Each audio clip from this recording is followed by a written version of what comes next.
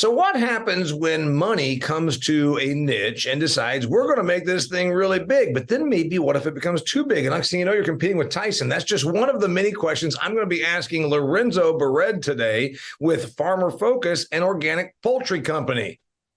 Hey, Damian Mason here with a question before we hop into this episode of the Business of Agriculture. If you farm for a living, you employ a lot of amazing technology, from your inputs that you put into the soil to the tractor that you sit in, your combine, the amazing data that it harvests. But has your soil analytics kept up technologically with everything else in your farming operation? I would venture to say that no, it is not. Sure, you check for your nitrogen, your phosphorus, your potassium, your micronutrients as well. But what about disease pressure? Do you know what diseases and what pests you're going to face next year? No, you don't. But you can now figure that out with Pattern Ag's predictive analytics. Think about it. They can tell you now with testing what the likelihood of facing nasty diseases, things like cyst nematode or sudden death syndrome, what the likelihood of you having this in your field, then you know how to prepare, how to treat, and where to invest your money. It's using technology to make you bigger yields and therefore make you bigger money. Go to www.pattern.ag to learn more. They are pioneering the way in predictive agronomy.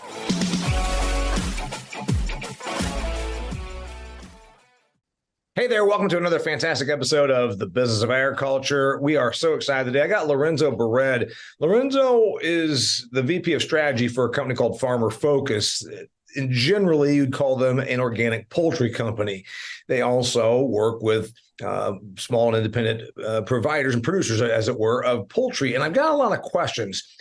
Just to give you some background, this company came on my radar because they get their financing through Open Prairie. Open Prairie, Jim Schultz, the guy that's with them, they're a capital private equity company, if you will, in Illinois, Effingham, Illinois, funding rural community projects and agricultural projects. I mean, that's where their sweet spot is. So because of that, and I'm going to be a speaker at their October 4th investor meeting in Dallas. And I said, you know, I've heard you talk about some of the businesses you've lined up financing for, and I want to talk to a couple of them because I find it cool these niches are going on. So they hooked me up with Lorenzo, the company Farmer Focus. The product is organic poultry, and we've got a bazillion questions about that. Lorenzo, thanks for being here, buddy. Yeah, excited to be here. Thanks for having me, Damian. I don't think I did as well of a job, as good of a job as you would do, saying what Farmer Focus is. So you tell me what Farmer Focus is. Yeah, well, one, I think you did a great job. But Farmer Focus is the largest branded organic chicken producer behind a unique model of empowering generational family farms. And what we do is we shift farm level decision making and chicken ownership back to farmers and empowering them to farm the way they know best. This model. So if anybody's listening, just let's go ahead and do some brief history of ag here, if you will. Of course. Okay, going back to Ma and Pa Kettle's, old McDonald farms. Everybody had a chicken coop, right? Everybody had a hog. They had hogs out in the woods, and they had a chicken coop, and they had 6 milk cows, maybe 20, beef cows, whatever. And then it got more commercialized. 1950s, we got more modern. After World War II, we started putting in chicken units, whether it's for egg production or for meat production. And then by about the 70s, it got to where it was really hard to be an independent. And so everything started going vertically integrated, which is then followed suit in pork. Pork is essentially a completely vertically integrated producing model in the United States. Poultry's really been that way, Lorenzo, since the 70s, 80s, I want to say. And you're not really a contractual production company. You're doing things differently, even from not just for the product, but from the production model. That's right. And that's really how we were founded, Damian. I mean, we were founded by a 6th-generational family farmer, Corwin Heatwall, who recognized that family farms are really facing challenges, right? Mm-hmm. Farming and generational family farming, to your point earlier, was becoming an unviable option for many producers and the next generation of farmers around the U.S. And he thought, well, something's got to be done here. But there wasn't an existing infrastructure to allow family farmers to continue pursuing this independent model. And I think that gets back to this idea of this operational control and the access to capital that you brought in earlier. But it's really, I think, just to not belabor a point you made earlier, but to focus on one is why is it important to focus on family farmers in America? And because we've seen these statistics over the past decade of family farms that are in crisis and on the verge of collapse. More than 100,000 farms between 2011 and 18 were losing money. Farm debt's been at an all-time high. And as our kind of global commodity economic system increases, and it has increased over 30% over the past decade, makes it challenging for small family farms to compete as commodity prices fall. And so all of these things combining together create an opportunity to drive a new poultry processing model, a new poultry production model. I like it, and obviously I'm a pro farmer, but I also have a degree in agricultural economics. So I always play I don't play, I always have to ask the hard question. The reality is, if the consumer has chicken at the grocery store, and they must have, because we've gone from about 35 pounds of annual per capita chicken consumption when I was born in 1969 to we're pushing damn near 100 pounds per American per year right now. So there's clearly chicken, and there's clearly demand for chicken.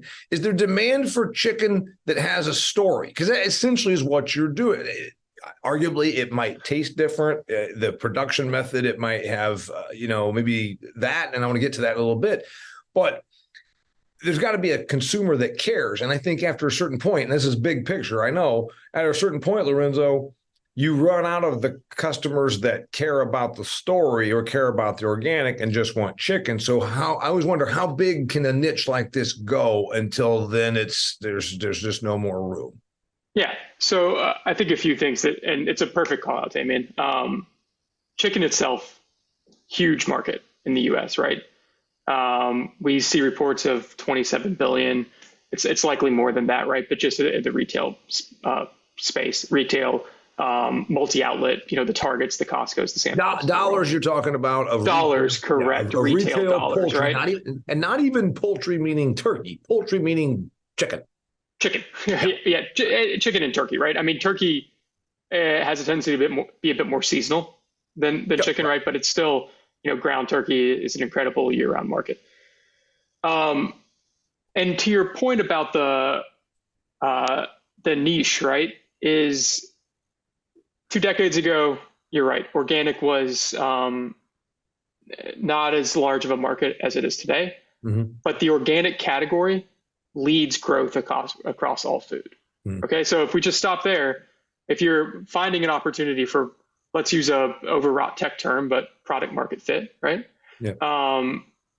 That's a great place to be initially, right? And so as we think about the marketplace, U.S. natural and organic product sales grew 5.4% in 2022, and they'll surpass that growth rate likely in 23. And despite short-term inflationary pressures, right? We've all heard, we've all read ad nauseum about inflation over the past few years, but organic chicken continues to show long-term growth. So it's 7% versus 2 years ago, 10% versus 3 years ago, and 28% growth versus 4 years ago, right? So wait. You're saying that, yeah, those are comparative numbers. Now, the one thing, and I don't keep up as much on organic stuff probably as maybe you do, because it's where you are, it's your sandbox, but organic, and they're talking about everything from leafy vegetables to, pasta sauce, whatever. Organic as a category was, as you say, leading. Like if conventional groceries sold 1% more this year versus last or what have you, on the organic side, it was not quite double digit anymore. Like we'd seen a huge run up of adoption and consumption of the organic. And then it sort of got to where now it's like 5 or 6 or 8% or something, single digits. Is that kind of where we are? It's a function of math, right? The denominator gets larger. Well, yeah. When you're selling $1, it's easy to do. It's easy to do a 100% increase when you sell $1 worth of crap. Right. When you sell, $2 billion worth of stuff, to go up 100% means you got to grab 2 more billion. Yeah, there's no question. It's a function of math. But aren't we in that mid single digit, mid to high single digit growth generally in organic?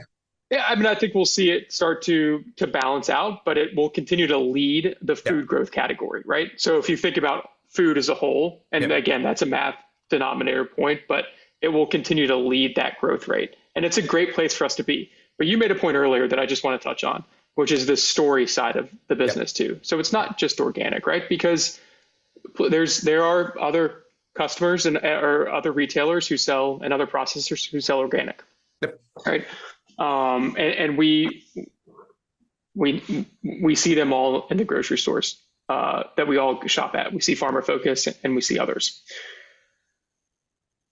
But what's changing as well is the claim growth and the category size in the meat category, right? Mm-hmm.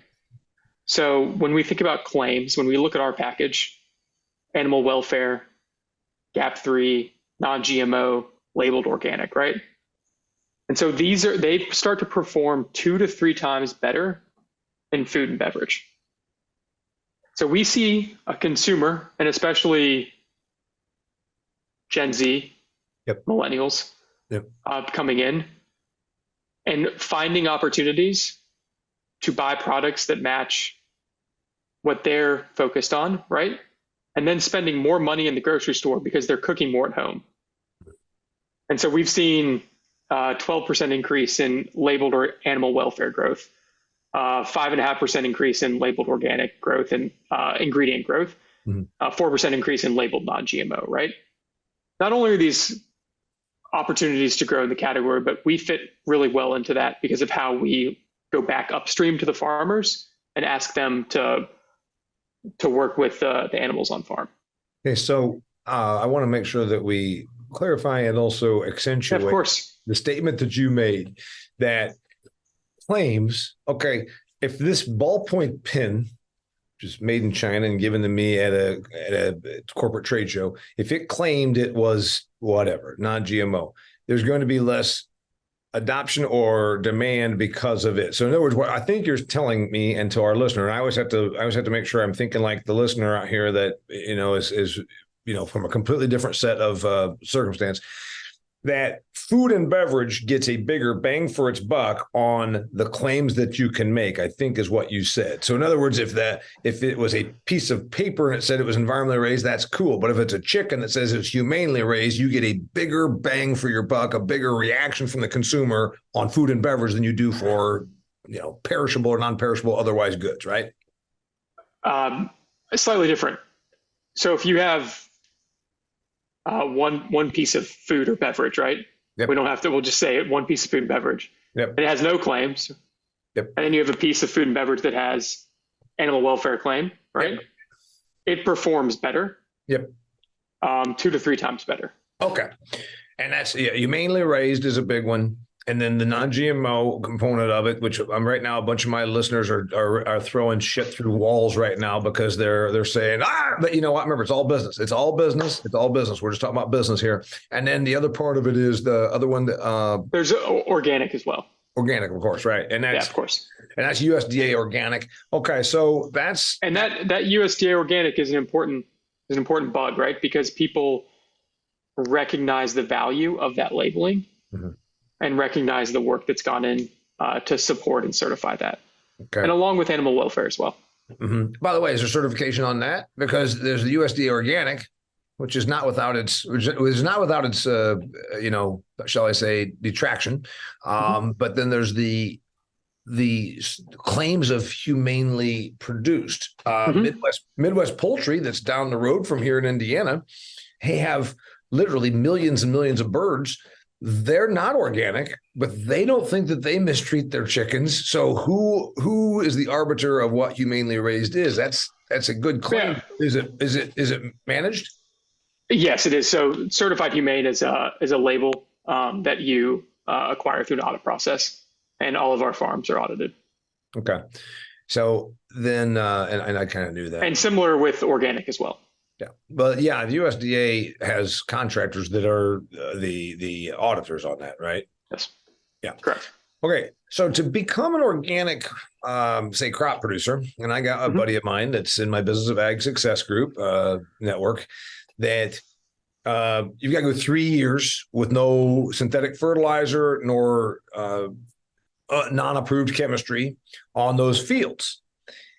To be an organic poultry producer, Lorenzo, I got to feed organic feed Do I have any other stipulations in terms of the birds?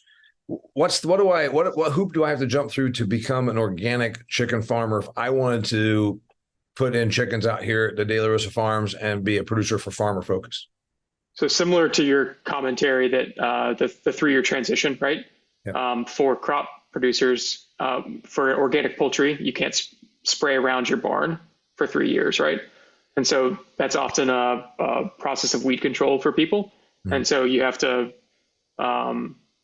cease spraying for 3 years. All right. Whenever we bring growers onto our waiting list, we always ask them where they are in that process. That's an important part. There's also stocking density requirements.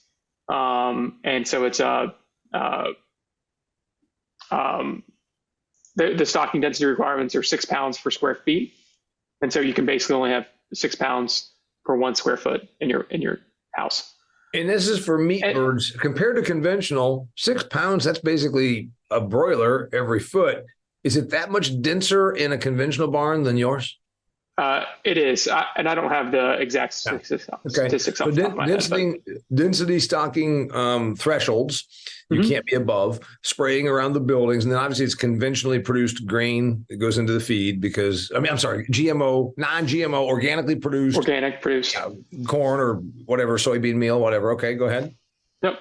And so that's part of it. There's also water and feeding and some density requirements on the outdoors, but really those are the main ones for organic. Okay. For animal welfare, there's also access to the outdoors. So all of our barns have all of our independent farmers' barns have lift doors and enrichment activities for the birds as well. All right. Enrichment activity means perches and scratching areas. Tables, whatever, bird seesaws, bird playgrounds, all right, whatever you'd like. And then access to the outdoors, obviously predation becomes an issue. So that's probably daytime access to the outdoors. Daytime access to the outdoors, and then evening is shut down for predation. Okay, so that's cool. Do they then tell me about processing? And where are we taking these birds from those farms? And I want to hear about the farmer. I want to hear about the farmer business model, but then just where do they go? So a majority of our farms are in the Shenandoah Valley of Virginia, but we also have farms in West Virginia as well, so just over the border.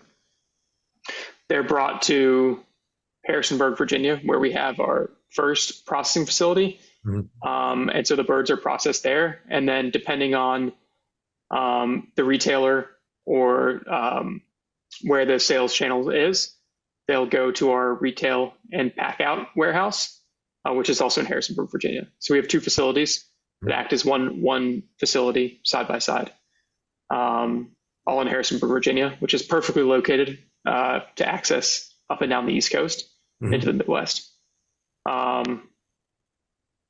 We have over 800 employees in Harrisonburg, Virginia, processing employees, SG&A employees, all working together to drive this model and take it from where it was in 2014 to where it is today. What was the word you said, Lorenzo? You said processing employees and then something else. And I don't know if there was a glitch in my... SG&A, sales, general and administrative. Got it. Right. You had to toss out a little corporate vernacular there, didn't you? SG&A. I did. Yeah. It's completely... I didn't want to say anything else, right? Circle back or put a pin in it, right? So I had to add one piece to it. I appreciate it. Hey, I want to ask you, if you are a farmland owner, dear listener, are you maximizing your revenue per acre owned? You know what? Farmland's worth a whole bunch of money right now. Purdue just came out with, and I always keep up with land value reports from the Iowa State study, the University of Illinois study, and the Purdue study. And it turns out, yep, you already knew this, your farm ground is worth a whole hell of a lot of money. Well, you know what? If you got that much of a valuable asset, you should be taking care of it, do what's right for that ground. You also should maximize it as the asset that it is. Truterra can help. Truterra, Truterra. Yes, they sponsor me here at the Business of Agriculture. And you know what? If you want to get on the regenerative journey on your farmland property and make money in doing so, Truterra can help. Cover crops, reduction of tillage, all of these things that then sequester carbon, reduce nitrates. Next thing you know, you can make money for it. To learn more about this, go to truterraag.com, truterraag.com/enroll if you want to sign up. Just by going to our website, it doesn't cost you nothing. You can learn a whole bunch about this, and you might be able to make new revenue off of those acres that also helps those acres. truterraag.com is where to go. Okay, on the business model, Mr. Lorenzo, if I've got, I'm assuming there's a lot of poultry in that part of the world where you are. Hey, we used to be an independent dad and mom were independent chicken producers, and we want to do this again. So tell me who the typical producer is, and then how it's not vertically integrated. So you don't own the birds, or I just tell me how it works, because I'm familiar with the conventional model. This one's a little different. Damian, the best part about our model is there's no typical poultry producer, right? We have producers who were with integrators for many years. We've had producers who've moved back from abroad to take over the family farm, right? And that's the wonderful thing about our model too, just before we get into the business side of it, is every time you buy farmer-focused chicken in your local grocery store, you can trace back to the family farm that it came from. Mm-hmm. So there's either a QR code on the label, or you can type in the 4-letter code that comes along with it online and learn about the family farm that your chicken came from. Or the background that I'm using here, my Zoom background, so you don't see my office, is one of our farms, a farm in West Virginia. Yeah. And so that's the wonderful thing, is that it's we span generations. We span kind of what you might think of as a farmer versus what we have, and that's the great thing. And so we have farmers who have that experience of the integrator model, and then we have people who are and farmers who are standing up their own model, right? Because they wanted to have the opportunity to drive change on their farm or be involved in a different model. Now, to your point, not vertically integrated. That's right. We work closely with independent feed suppliers and independent chick suppliers for them to supply our farms with those products. The farmers have the opportunity to grow the chicks how they want within the framework that we've set out, right? The animal welfare, the organic, the GAP3 certified frameworks. We pay them a flat fee. Okay, so they get a fee per day, per month, whatever, per bird. Yep. And so we've created a system where everyone wins. And that system ultimately breeds innovation, right? Because farmers are sharing opportunities, sharing ways that they've seen increased feed conversion, increased livability, increased production, right? Because all of those things matter for them as they're running the farms independently. Okay, so you do own the birds, or you just are a conduit to let the operator buy the birds? We buy the birds at the end of the growing cycle. Yeah, you don't buy the chicks. Correct. Okay, and you don't buy the feed. Correct. So yeah, those two in an integrated system, that's the deal. What about the building? You go build a conventional hog barn like my people here in Indiana do. You go down to the U.S. Department of Agriculture or your bank and get yourself a loan, and the loan is basically against that building, and that building is the reason it's going to all work is because an integrator says we're going to keep them full of pigs. Are your people building new buildings and doing it without a contract? So we have contracts with our growers, right? Like any sort of business, we set contract. We have contracts for flocks, right? And we have supply contracts. Our growers, similar to what you just mentioned, go to the USDA, go to SBA, go to local ag lenders, right? And receive loans as well. Okay. We engage in those conversations just to support our farmers when necessary. Okay. We also see farmers who are transitioning, right? Who don't want to make expensive upgrades or anything like that. Okay. So you do have a contract that says we're going to buy every bird, or, this many pounds of birds, or this many number of birds off of you in this next 12 months. You do have a contract with the producer. Correct. I mean, it's a USDA contract that's been reviewed. Okay. So on production. So is it based on you take every bird they produce, or do you say, hey, you know what? The organic poultry market got a little crowded here. Turns out I don't need all your birds. And they're saying, what the hell do we do with all these No, birds? we contract for the flock. Okay. You take everything. All right. So are your guys making more money than the typical integrated producer?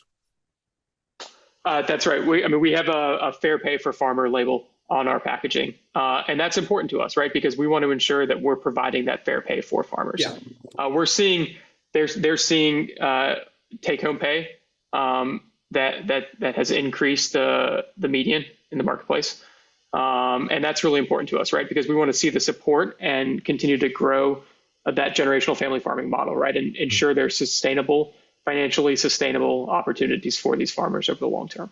Okay. So compared to a big modern conventional, are your farmers fewer birds per? I mean, is it a smaller scale thing? Because when the average consumer, Yeah, I'm sorry, many of the consumers, Lorenzo, when they think organic, they still think it's mom and pa kettle out there, and it's just not. It's not that way. So they're pretty modern. Most of these are pretty modern facilities, but where are they in terms of their scale? yeah. It's all over the board, Damian. And the way we look at it is, if you can meet the standards that we ask you to meet, right? Mm-hmm. Organic, animals welfare, you can grow for us, right? Mm-hmm. And so we have large farms, we have small farms, and it all fits into our model. I posed a question early on about when do we run out of runway? When do we run out of growth? Mm-hmm. And I am playing a little bit of the devil's advocate. I have been telling my agricultural audiences, Lorenzo, for years, we have mass production pretty well down. We have commodity production and how to do it, efficiently and get bigger yields. We've got that pretty handled. I mean, this thing about we're all going to starve to death is really just not even. It's ludicrous to even think that in this day and age. And I've been saying forever, it's going to have to be value added. And then farm people and ag people tend to always believe that everyone is just like them. It's all about how cheap. And then you tell ag people, well, if all you think that the consumer ever cares about is the cheapest, why is John Deere the number one implement company in the United States of America? Because it's far from the cheapest. So that's really what you're trying to communicate to our ag people, is that there's room for more value added. And when you spoke about those claims and those labels and all this kind of thing, it's there. But there is the question, we've got 2 years now in a row of pretty punishing food inflation. And we do have, the media has been telling us we're going to have a recession for the last 2 years. Do we run out? Do we, in other words, do we cap out, Lorenzo, at, okay, all the customers that want a value added piece of poultry have it and there's no more room? I mean, I really wonder that. Yeah, I don't think so. I think we're a ways away. Great. Well, you answered your own question, Damian, so we can move on. No, listen, I think it's two things. The first thing is we have been in a cycle of really high food costs, right? And a lot of that was driven by high input costs, right? And we've seen that start to come down, right? And I won't choose to prognosticate about recessionary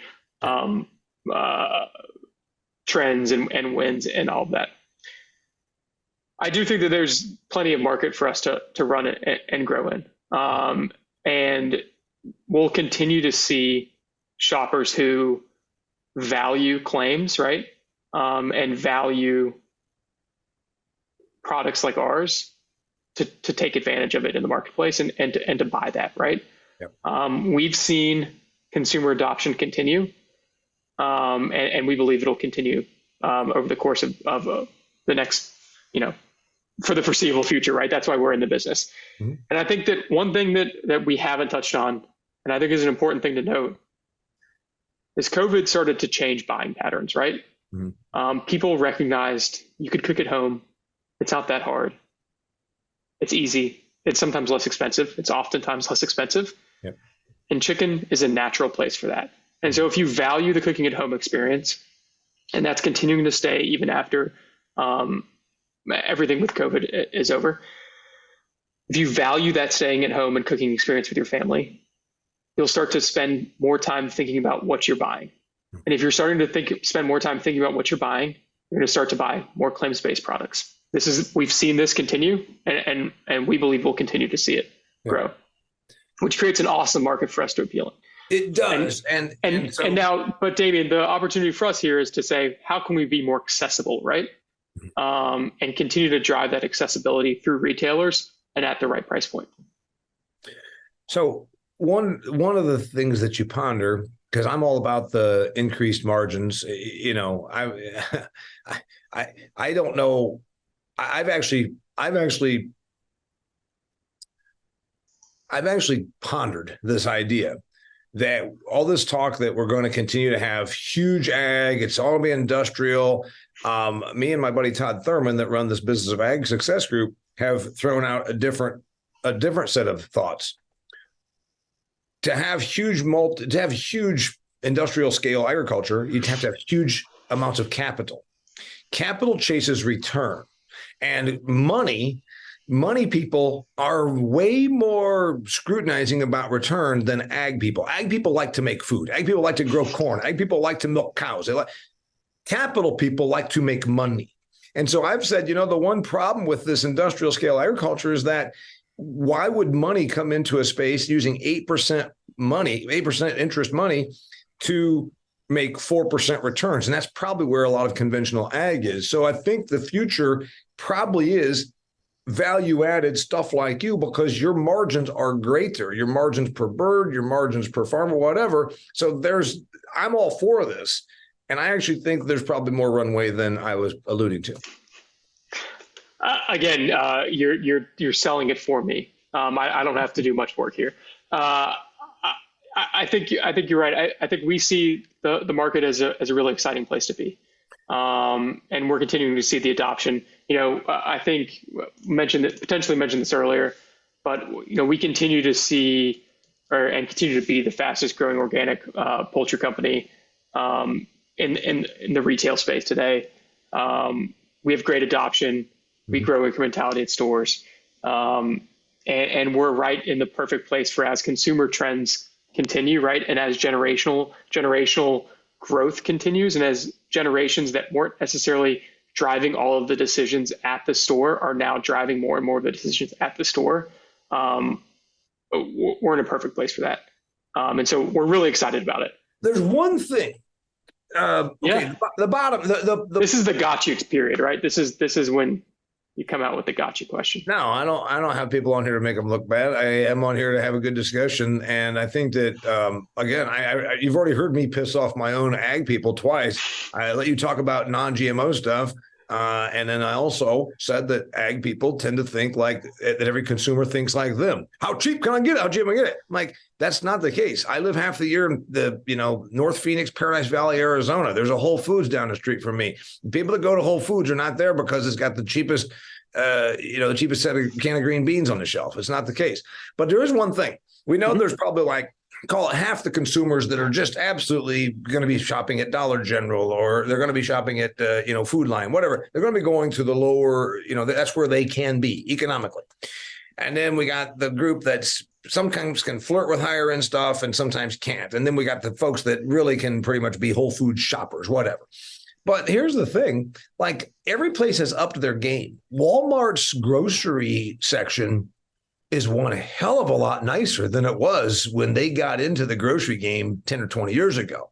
They were more of that low end. And you go to the grocery section of Walmart that I have gone in to do my research, you see organic vegetables. You see it's not all great value brand stuff. There's this thing where it's all coming up, but is that good for you? In other words, if the market keeps rising, is that good for you? Or does it Walmartize, word I just made up, does it Walmartify what you do? Does it take margin away from you if there's more adoption of this kind of stuff? I think it's great for us. I think it's great for brands like Farmer Focus. I think the continued rise in organic, the continued opportunity set, larger retailers moving into the space only benefits us. I think to your point, we want to be able to meet consumers where we can and where they can be. Right. And we find that opportunity across the board.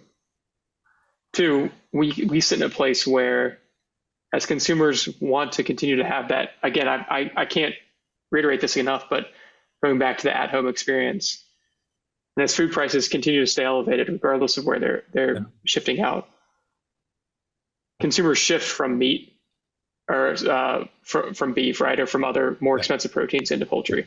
Yeah. So we're perfectly positioned to capture that.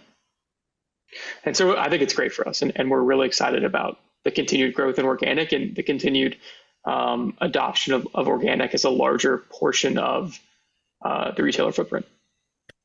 Yeah, the question is, do we live long enough to see where organic becomes commodity? You know what I mean? I think, speaking of the chicken space, when cage-free was a niche, you call it niche, was a niche, and then became more widely adopted, and then even the Kroger or the McDonald's type customers said, "Well, we're going to require that it become." Then you wonder, do we get to where these practices that you're doing become much more widely required other places? Then where do you go? Does you go from chicken playgrounds and scratching areas to then masseuses on call? I mean, it does make you wonder what that next thing is.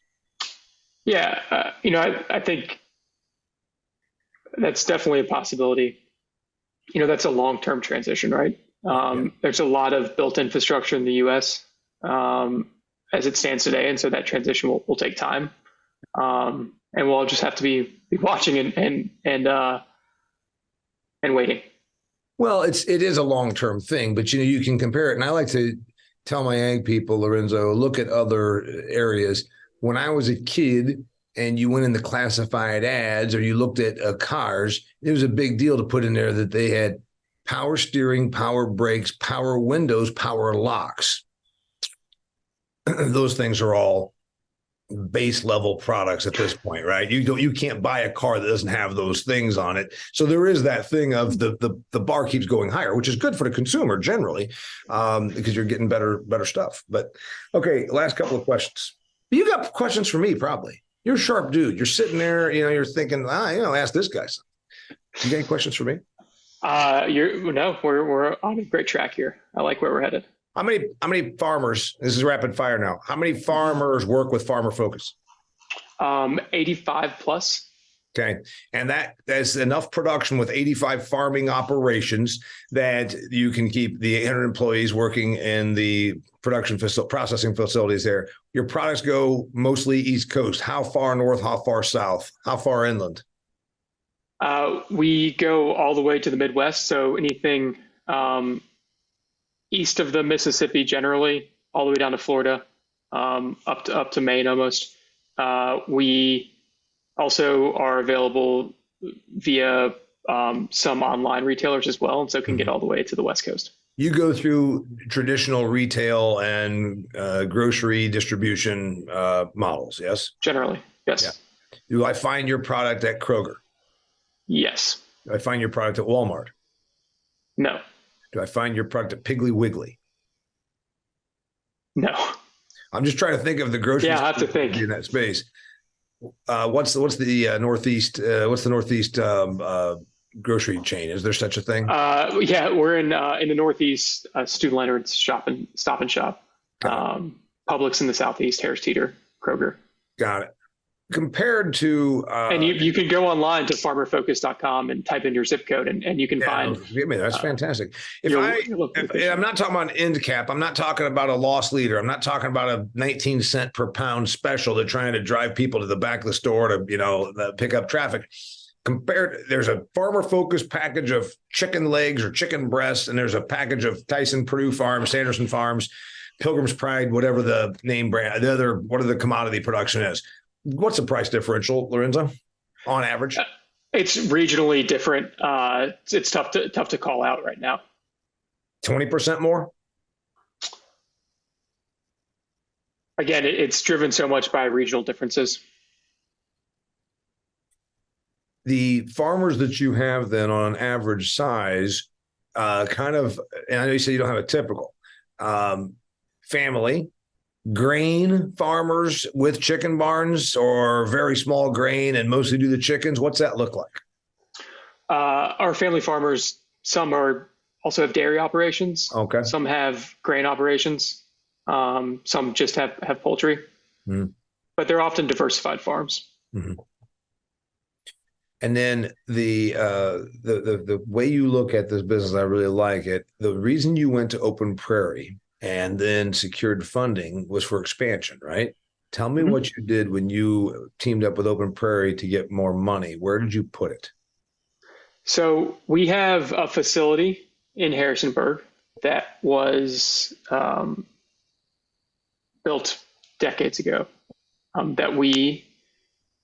There's a great story of when Corwin started the business. He shipped up 25 truckloads or something of foreclosed old poultry equipment and hand installed it with some local contractors in the facility. So this poultry equipment had seen better days, right? And so over the course of 19 and 20, we invested in a new first processing line and some new second processing lines. And so that's debone lines and equipment like that. And so that was some of the money as we've raised capital over the past few years. We've also invested in brand development. And so Farmer Focus as a brand started in 2018, but really got legs in 2020. And continuing to invest in that brand to grow its brand presence in retailers. So is the brand? And so it's a mix of CapEx and marketing. Yeah. So the marketing sounds like it's working. You're getting rid of all the birds your farmer operators can produce. Could you sell more? Is your marketing now to the point where you need more growers? We are adding growers on a continual basis. And we'll be continuing to increase throughput at our current facility. Got it. So when you look at the next thing, take me 2 and 3 years out. Where are we? All of a sudden, are we nationwide? Are we the? I mean, no offense, but you're still not. We're not Coca-Cola brand recognition level, right? So where do we go 2 to 5 years from now? Yeah, I mean, Damian, we're going to continue to grow our footprint. Geographically, we're going to continue to grow our product footprint within poultry, within chicken, and find those opportunities as they come up. And so, we'll continue to grow our production and our throughput, and we'll continue to find those opportunities. And we're really excited about it. And there's so much, as I've noted, consumer preferences, the trends, they're all signaling of the places that we can go, and we're excited about those opportunities. Right. Lastly, do you see? Do you stay here, or do you diversify? Is Farmer Focus going to have a pork product? Is it going to have a beef product? Is it going to have goat, lamb? There's so much opportunity in poultry. Are you snickering at the goat question? No. There's. I'll have to go back and look at the market. We're always looking at different markets, but no, I think there's so much opportunity in poultry. We're going to continue to focus on that, and we'll see the expansion opportunities as they come. I wanted to, when I was a little kid, grow up and be a sheep farmer. That's what I told everybody I was going to do. I went one year to the state fair, and I walked around the sheep barn for like 3 hours with my dad and picked up business cards and talked to everybody and told them I was going to start buying sheep off of them and start my flock. I want to be a sheep farmer, but there's like less than 1 pound of lamb per American per year is our consumption level. And you bump into people and say, I've never eaten lamb. I'm like, well, you're missing out. You really should. All right. Last words, Lorenzo, what do you got for me? Last words on the way out the door here at the Business of Agriculture. I want to thank you for coming on, by the way. No, Damian, appreciate you having me. I hope everyone can go to www.farmerfocus.com, type in their zip code, and find where they can buy the products. We look forward to continuing to share our mission. Again, our mission is to promote and protect generational family farms. And so every time you buy Farmer Focus chicken breast or chicken thigh pre-seasoned product, you're supporting that mission. And so thanks to everyone who's done it, and look forward to continuing the conversation in October. Yeah, the truth is, I think there's still runway for what you're doing, and knowing that it's it's never going to be 90% of the marketplace probably, but that's okay. It doesn't have to be, right? Yeah. His name's Lorenzo Bared. He told you to go to the website, which was, say it again, www.farmerfocus.com.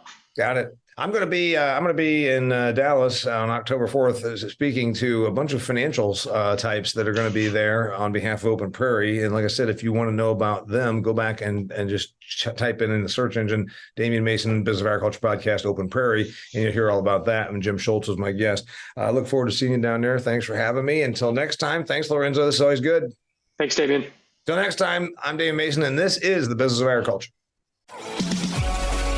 Well, that concludes another fantastic episode of the Business of Agriculture. This episode was brought to you by Pattern Ag. You know, everybody in agriculture understands the importance of soil health. We also keep an eye on our soil better than we ever did through advanced soil testing. But what if there was a company that provided predictive analytics, not just checking out nutrients and all the elements that are in there, but also could tell you the degree of risk you face with disease and pest pressure? That's right, Pattern Ag can do that. They actually can tell you, hey, you're going to have a real issue here. You can proactively treat for corn rootworm or cyst nematode or sudden death syndrome before the problem actually starts costing you yield. Go to pattern.ag, that's www.pattern.ag, to find the nearest rep that can help you start doing better for your soil.